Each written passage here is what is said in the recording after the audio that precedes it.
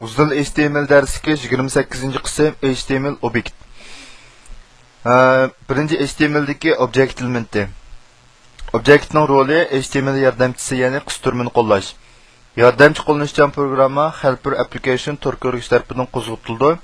U yana qisturma deb ataldi. Qisturma orqali ovoz va film hujjatlarini torda qo'ya olamiz. Qisturmani objekt xatkich orqali qo'zg'atamiz. Qisturma orqali ovoz va film hujjatlarini qo'yganda tor ziyoratchilari o'z ehtiyojiga asosan mazmunni tanlab turib qo'yishni ishga oshira oladi. Masalan, film qo'yish, vaqtli to'xtatish, keyingisiga o'tkazish qatorliqlar mushu oddiy kod orqali, qisturma orqali mushu bet yuzda amalga oshadi. Ikkinchi HTMLga ko'p vosita hujjatlarni qo'yishdan ulgu misollar bu. Ulgu misollarni ko'rib o'tsak, masalan, QuickTime orqali wave hujjatini qo'yish. Mana bu object qisturmasini ishlatdik. Bu qisturmaninki kengligi 420, egizlik 360 bo'ldi. Mana ID, class ID, code base degan ma'loni. Buni Apple shirkati ta'minlagan bo'lg'achqa, ma'ni bevosita olamiz. Andan keyin parametrni belgilaydiganga birsi wave hujjat. Andan keyin buningki kontrol qilingan qismiga degan qiymatni yoki haqiqiy degan qiymatni berish orqali shu ikki qiymatni o'zgartirish orqali qolgan kodni asli petim ekilibla bu QuickTime'da wave'ni qo'yishni ishga oshira olamiz. QuickTime'da MP4 hujjatni qo'ymoqchi bo'lsakmi,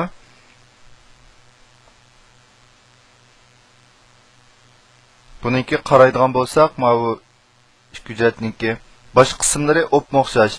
Faqat mushadagi hujjat nom qismilar o'xshamaydi. Undan keyin Flash'dagi SWF hujjatni torbatga qo'yish uchun object orqali bu qisturmani akirdik. Akirgandan keyin mayadagi class ID, code base degan qismlari masalda o'xshamaydi. Bu Flash'ni Macromedia shirkati e'lon qilgan bo'lg'achqa, buningki asos kodi shu Macromediadagi shu hujjatlar olindi.